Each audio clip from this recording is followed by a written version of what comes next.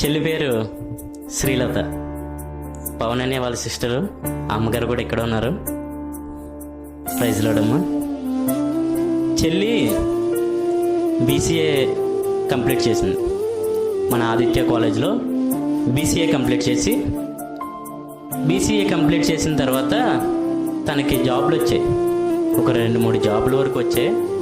అంటే సరైన జాబులు కాకపోవడంతో తల్లిదండ్రులు కూడా పంపించలేదన్నమాట. జాబ్కు పంపించడానికి ఆ సమయంలో ఇష్టపడలేదు. చెల్లి స్టార్టింగ్ నుంచి ఎలా అంటే, ఈ గ్రూప్ ఫామ్ అయింది కదా, పిఓసి గ్రూపు, అన్నయ్య వాళ్ళే స్టార్ట్ చేశారు గ్రూపు. ఎప్పుడైతే అన్నయ్య వాళ్ళు గ్రూప్ స్టార్ట్ చేసి దేవుడి గురించి అనేక మందికి ప్రకటించడం, దేవుడి సువార్త అనేక మందికి చెప్పడం, అనేక మందిని దేవుళ్ళలోకి నడిపించడం చూసిన తర్వాత చెల్లి ఇంకా ఎక్కువ విశ్వాసాన్ని బలపరుచుకొని దేవుడి కోసం ఎలాగైనా పని చేయాలి, దేవుడి గురించి నేను తెలుసుకోవాలి. మొట్టమొదటిగా తెలుసుకోవాలన్న ఆలోచనతో చేసిన పని ఏంటంటే వాక్యం చదవడం, దేవుడి గురించిన జ్ఞానాన్ని ఇంకా తెలుసుకోవడం. అని చెప్తాడు కదా ఇప్పుడు, రీసెర్చ్. బైబిల్ ఎలా చదవాలి, రీసెర్చ్ అనే దగ్గర నేర్చుకుంటూ బైబిల్ చదవడం.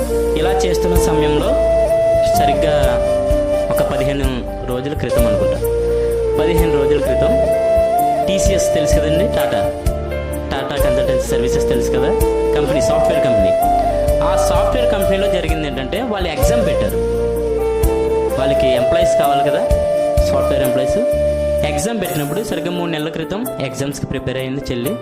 బాగా ప్రిపేర్ అయ్యి మంచి జ్ఞానంతో, దేవుడిచ్చిన జ్ఞానంతో ఎగ్జామ్ రాసింది. ఎగ్జామ్ ఎప్పుడైతే రాసిందో దేవుడు ఆశీర్వదించాడు. దేవుడు పరలోకం నుంచి చూశాడు. చెల్లి ఆసక్తిని తీర్చి హైదరాబాద్లో మంచి జాబ్నిచ్చాడు. ఎప్పుడు? ఒక 15 రోజుల క్రితం హైదరాబాద్లో జాబ్ వచ్చిన తర్వాత అన్నయ్య వాళ్ళు తీసుకెళ్లారు హైదరాబాద్ తీసుకెళ్ళి అక్కడ హాస్టల్లో ఉంచి అక్కడ ఇంటర్వ్యూలో కూడా సెలెక్ట్ అయిన తర్వాత అక్కడే జాబ్ చేసి 15 రోజులు అయింది. 15 రోజుల తర్వాత 2 days బ్యాక్ మొన్నే చెల్లి మళ్ళీ అక్కడి నుంచి ఇక్కడికి వచ్చి, మొట్టమొదటి శాలరీ ఎందుకుందమ్మా, శాలరీ ఎందుకున్న తర్వాత ఇక్కడికి వచ్చి మన అందరి దగ్గర కూడా సాక్ష్యం చెప్పడానికి వచ్చింది. ఇంకొకటి ఏంటంటే, అక్కడి నుంచి రావడం శాలరీ అందుకోవడం కూడా కాదు, దేవుడు ఇంకా ఆశీర్వదించింది ఏంటంటే, మీకు యాపిల్ కంపెనీ తెలుసా అందరికీ? తెలియని వాళ్ళు ఎవరుంటారు? ఇంకా ఐఫోన్ యూజ్ చేస్తారు కదా అందరూ. ఆ కంపెనీలో కూడా ఒక ప్రాజెక్ట్కి సంబంధించి సెలెక్ట్ అయ్యింది. ఎంతమంది సెలెక్ట్ అయ్యారంటే తెలుసా? వీళ్ళ తరపున 3 సెలెక్ట్ అయితే ఆ 3లో ఒకరు మన చెల్లి. అంటే దేవుడు చూడండి, అద్భుతాలు ఆశ్చర్యకార్యాలు చేస్తాడా అని ఎవరైనా అడిగారనుకోండి, చేస్తాడు, ఖచ్చితంగా చేస్తాడు. దేవుడిలో ఎప్పుడైతే బలపడ్డాదో, దేవుడిలో ఎప్పుడైతే ఎదగడం ప్రారంభించిందో, దేవుడిని ఎప్పుడైతే తెలుసుకోవాలని దేవుడి ఆలోచనలతో ఎప్పుడైతే మన హృదయంలో నింపుకుని ఉందో చెల్లి, అప్పుడు దేవుడు ఏం చేశాడు? గొప్ప కార్యాలు చేశాడు. గొప్ప కార్యాన్ని చేసి మన ఎదుట సాక్షిగా నిలవబెట్టాడు. ఇది ఆరంభం మాత్రమే. ఇంకా అనేక మంది సాక్షులు వస్తారు మన మధ్యలో. దేవుడు ఏం చేశాడు? ఇది ఆరంభం మాత్రమే. మీ కొరకు ఆల్రెడీ ఒక సాక్ష్యాన్ని నేను నిలబెడుతున్నాను. మీ అందరికీ నమ్మకం కుదరాలి కదా. మరి నమ్మకం కుదరాలంటే ముందు ఒకరిని నిలబెట్టాలి. దేవుడు ఆల్రెడీ ఒకరిని నిలబెట్టారు. ఇంకా అనేక మంది యూత్ ఉన్నారు కదా. అందరూ చదువుకుంటున్నారు కదా. చదువుకుంటే మీరు అందరికీ కూడా దేవుడు అద్భుత కార్యాలు చేస్తాడు, ఆశ్చర్య కార్యాలు చేస్తాడు అనడానికి రుజువుని మన ఎదుట నిలవబెట్టాడు ఆల్రెడీ. ప్రతి ఒక్కరు కూడా నమ్మాలి.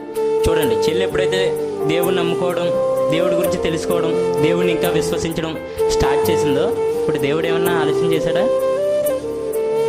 చేయలేదు. చూడండి, మొన్నే ఈ రోజులో జాబ్ రావడం అంత ఈజీయా? కాదు. ఆల్మోస్ట్ జాబ్ రావాలంటే చాలా కష్టపడాల్సి వస్తుంది బయట. కానీ జాబ్ని చేతిలో పెట్టారంటే దేవుడి కృప. జాబ్ వచ్చిన వెంటనే మరలా సెలెక్ట్ అయిందంటే దేవుడి కృప.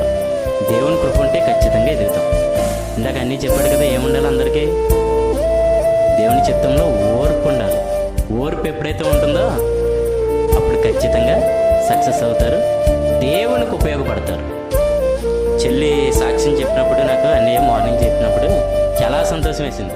అంటే అన్నీ ఫాస్ట్గా జరుగుతున్నప్పుడు అంటే మన సంఘంలో ఖచ్చితంగా దేవుడు కార్యాలు చేయడం ప్రారంభించాడు. ఇంకా అనేక మందిని అనేక కార్యాలు చేయడానికి ఆయన సిద్ధంగా ఉన్నాడు. కానీ మీరు కూడా ఏం చేయాలి? దేవుడి వాక్యాన్ని నేర్చుకోవాలి. దేవుడు ఏ విధంగా నడుచుకోవాలని చెప్పాడో ఆ విధంగా నడుచుకోవడానికి సిద్ధపడాలి. మన ఆలోచనలో ఎప్పుడైతే దేవుడికి స్థానాన్ని ఇస్తామో దేవుడి ఆలోచనలో కూడా మనం ఖచ్చితంగా ఉంటాం. సాక్ష్యాన్ని మనం ముందు పెట్టారు. ప్రతి ఒక్కరు కూడా విశ్వసించి ఇంకా దేవుళ్ళో బలపడడానికి చెల్లి, ఇంకా దేవుడి కోసం వాడబడడానికి, ఇంకా మంచి స్థానంలో ఉండడానికి ప్రతి ఒక్కరు కూడా, సంఘంలో ఉన్న ప్రతి ఒక్కరు కూడా జ్ఞాపకం చేసుకోండి ప్రార్థనలో. ఎందుకంటే దేవుడి కోసం చేయాల్సిన కార్యాలు ఇంకా చాలా ఉన్నాయి. ఇంకా దేవుడు మన కోసం చేయాల్సిన కార్యాలు కూడా చాలా ఉన్నాయి. అన్ని పెండింగ్ లిస్ట్లో ఉన్నాయి, వెయిటింగ్ లిస్ట్ కింద చెప్పినట్టు అన్నయ్య. అప్పటి వరకు ఓర్పుతో ఉండండి.